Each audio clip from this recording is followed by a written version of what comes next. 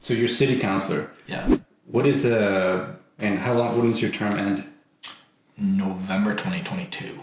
Okay. So it's a 4-year term. Okay. Yeah. After that, is there a next step for you? Or do you think, because I don't know, all I took was civics probably in grade 9. Yeah. So that's where my limit goes to. Yeah. My knowledge goes to. So what do you do after city council? Is there a higher position? Or? Well, you could run for a re-election, right, to be city councilor again.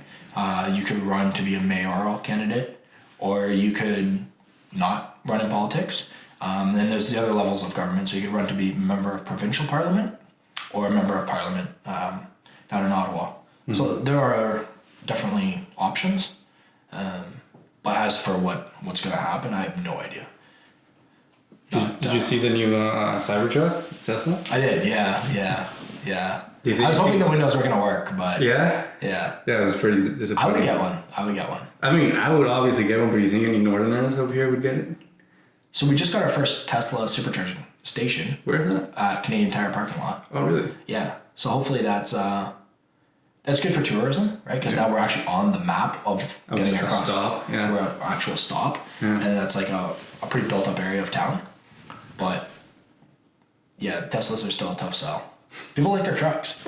I know. Right? Everyone, I remember living in Toronto, and people that were like from the north or have been up north, they'd be like, oh, no one drives like nice luxury cars. Everyone in Toronto, the Beamers and their Benz, right? And you come here and everyone's got Toyota Tundra. That car is worth more than a Beamer. Yeah. What is it, like a 60, 70 bucks? The same as 1,000 bucks? Like 80. Yeah. Like crazy. I would argue that there's more money in vehicles in Northern Ontario than down south. Yeah. They're just bigger and they're not like those luxury brands. So to that point, I don't know.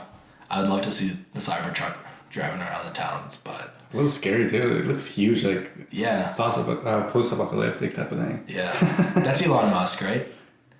Yeah. Yeah. I just saw that today that he lost 770 million in shares due to the whole Windows not working and then when he I don't know, remember a while ago he cursed someone out or said something weird and then he lost like millions and millions of dollars. Yeah. I don't think that guy cares. He doesn't care. I don't think so. Yeah, he hangs up on investors. Yeah, exactly. Lies to investors. No, he doesn't care. He's just out there to create, man.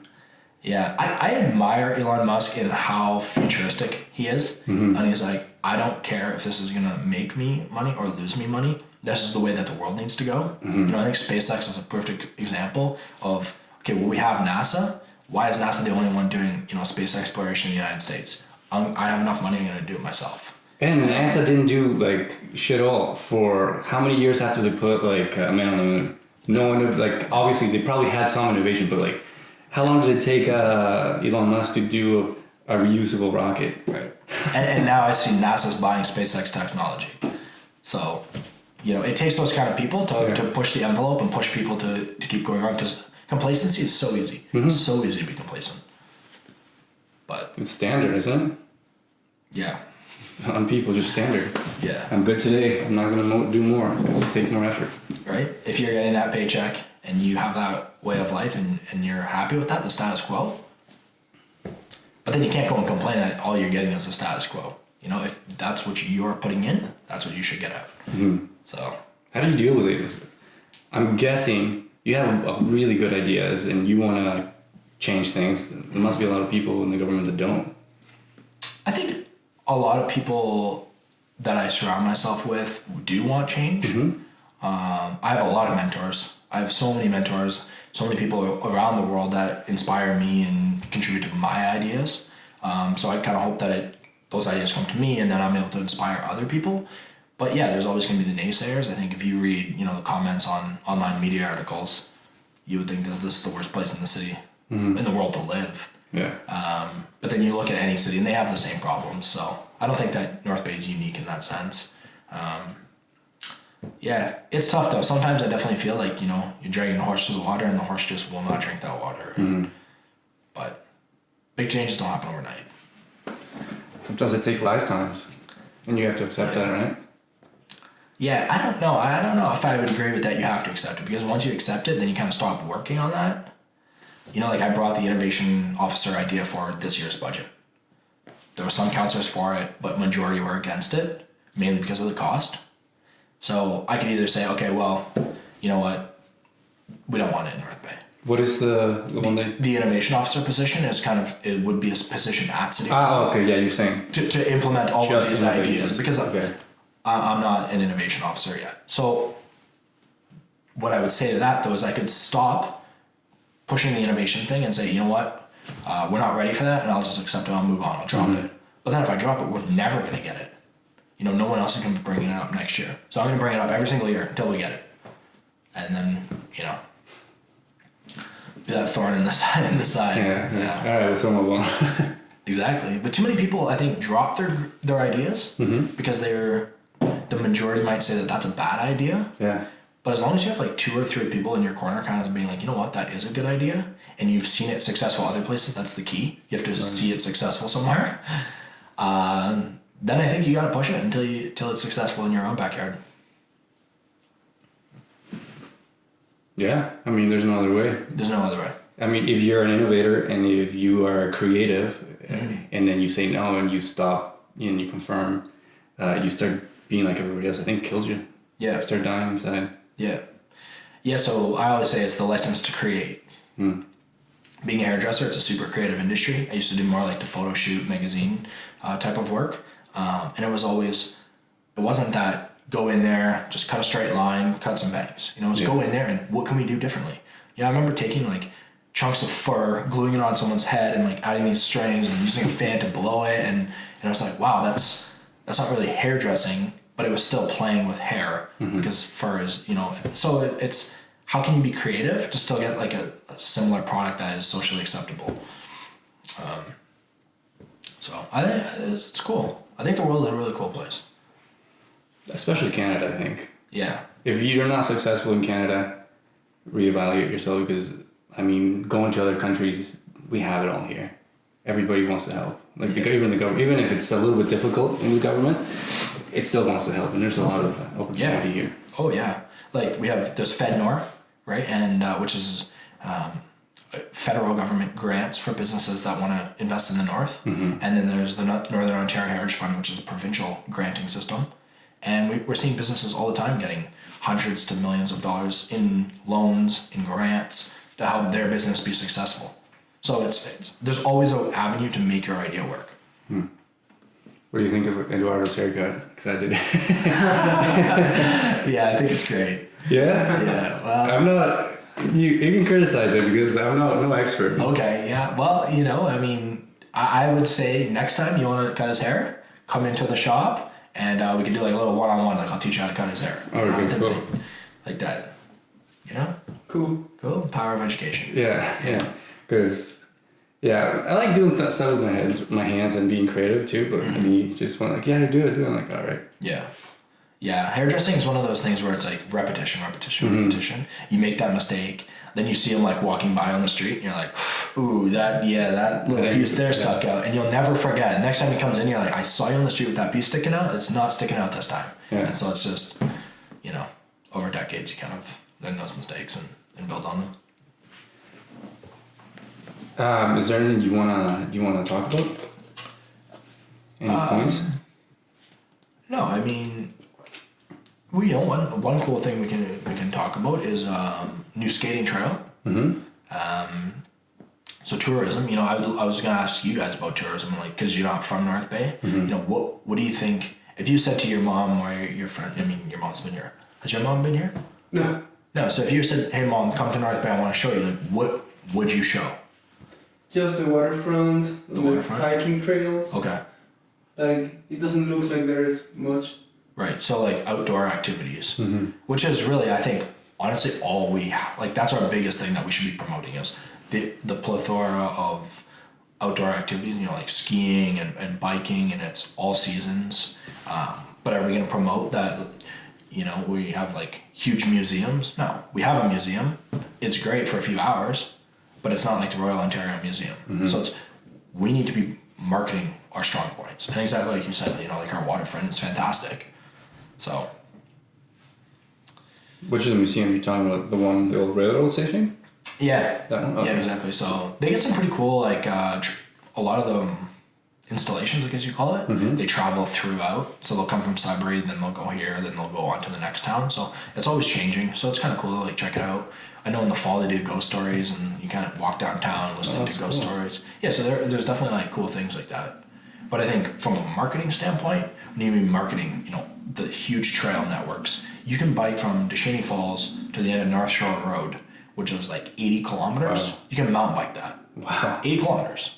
But who would know? Because like a lot of it's unsanctioned trails and not official and all of this. So we're in the process of trying to make it official, get insurance for the private property owners, and then start marketing it. But where are they doing is it skiing or skating?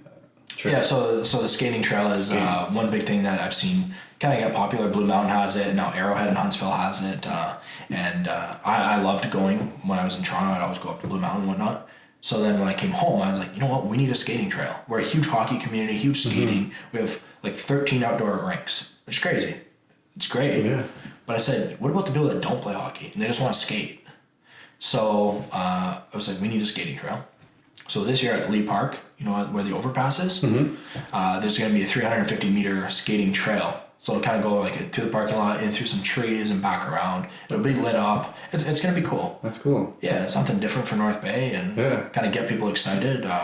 Hopefully some food truck vendors want to expand and you know offer hot chocolate on the premises. And there's a few other tricks up our sleeves that we'll be pushing at the skating trail. So I think it'll be a cool winter destination.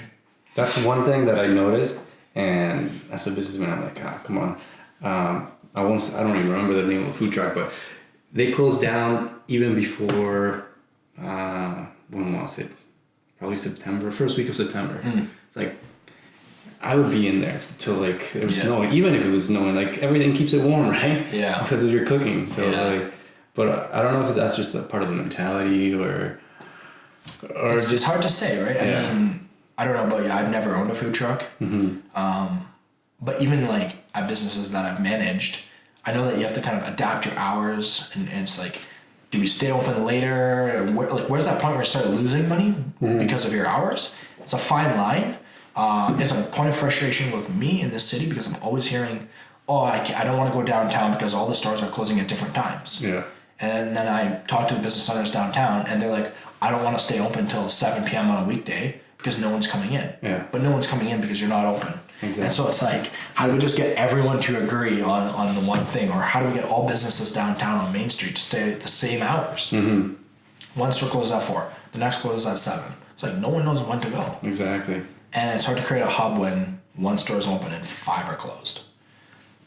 So it's working with everyone to try to mitigate these issues. And lots of work.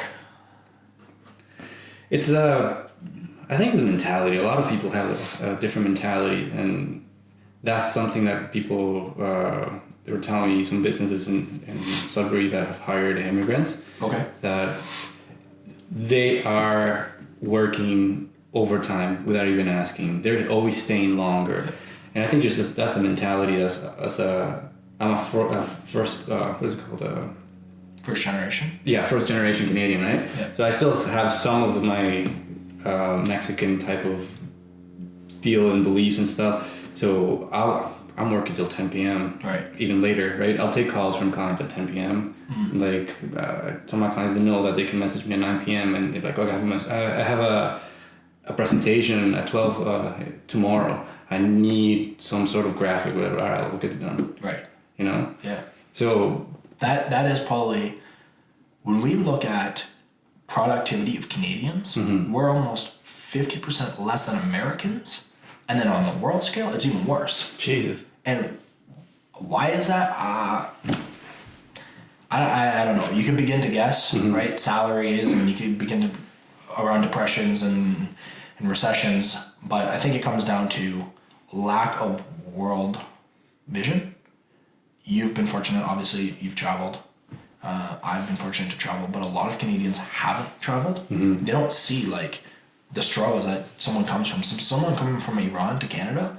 They're so thankful to just be here that they're like, oh, what? You want me to work 13 hours today? No problem. Like I was working 13 hours back home and got nothing in return for it. Yeah. Here, the return is great. So I would stand by that too, that immigrants are some of our hardest workers. And not to take it negative or anything, but I just want to share an experience. Yeah, someone was telling me that, one of the shops downtown North Bay, one of the managers like saying, doesn't want to hire immigrants. Like, who doesn't want to hire somebody who's going to want to give you more? But anyway. Yeah, no, I would respond to that because I hear that a lot. You know, I know immigrants that couldn't get hired at fast food chains because they were overqualified. But maybe they're overqualified. They still put their name on a resume, apply to your workplace, knowing what they're applying to do. But sometimes their qualifications don't translate over here. Sometimes that is a good job compared to what they were doing back home. Right. So I think, in the north, we have a lot of people that aren't familiar with immigrants. They're not surrounded by immigrants. They haven't traveled to, they do their down souths, but they haven't been across Europe. They haven't been across the Middle East. They haven't seen Africa. And until you see those places, you don't know what people are doing to get by. So I would love to hire immigrants. Like that, I think is something that we in North Bay need to do. And in North Bay, our death rate is double our birth rate. So we're just going to keep slowly dying off here if people aren't reproducing. So last time I went to church, it's been a while, right? So I haven't been to church, so I'm like, I'm gonna go to church. Yeah. And I don't know if I got lucky, but it was the day that they were reading out the deaths of the year. Dude, I was there almost an hour and a half extra, just reading names of everybody. Was like, oh my God, did the Black Plague come to this town? yeah. Because they just kept going and going and going. Right? Yeah. So, and inherently, Canadians are not having kids. The only demographic that was growing is Aboriginals. And they're only 2.5% of our population. So everyone else, if they're not reproducing, then we need to be welcoming in immigrants. Yeah. And we're an immigration country. I don't know where this anti-immigrant sentiment comes from when it's like, you're a second-gen Canadian. You wouldn't have been here without immigration. So like, where are these arguments coming from? Yeah. So... No, but like the studies say that as you get more educated and wealthier, you don't have children. I don't know what is it, just because you want to enjoy more your life and you don't want to invest in children or what, but maybe that smart city, the innovative city, has got to figure that out. Yeah, that will be the next big challenge of humanity is how do we reproduce, but maybe it goes back to our quality of life. To be successful and wealthy, you have to put in a lot of effort and a lot of time. That doesn't necessarily leave time for having children, right? And you might see that children as a burden to like your future goals. So I think that's probably one reason. And the cost, everything. But I think people that have children are happier overall. Don't you think? Or more, they feel more. I don't have kids. So. Yeah, it's more really speculation than we would. Yeah, do you see us having? If we go into the future, do you see us, the society, going to artificially creating people? See, it's such an ethics debate, right? Yeah. I think in Britain, they had the first like manufactured baby where they picked the eye color and the hair color and whatnot. And I don't know, the innovative side of me thinks that's so cool. Like, look what we as a society have done in 100 years. 100 years ago, we didn't even have a car, and now we can design our babies. This is crazy. Humans are so smart. And then on the other side, it's like, should we really be going down that road? Because when do we stop? Another arm. We might need another arm. Let's put that in there. Right? But like, come on. We're doing it some places, like you say, in Britain.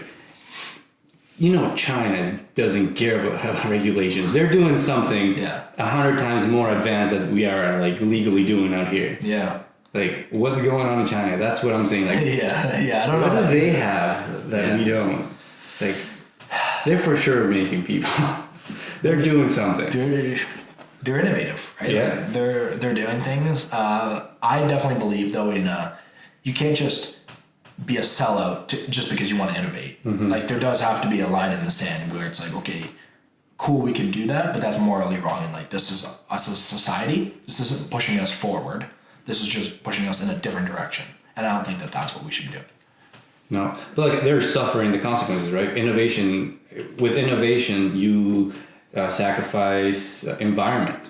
Right. More industries, you have to take down trees, you have to pollute your waters, and they want to grow faster their people, the Chinese people, aren't developing their work skills and their beliefs, I'm losing my mind. What's the word? Their culture. Their culture is not keeping up with their innovation, right? Right. So that's the problem they're having, that there are a lot of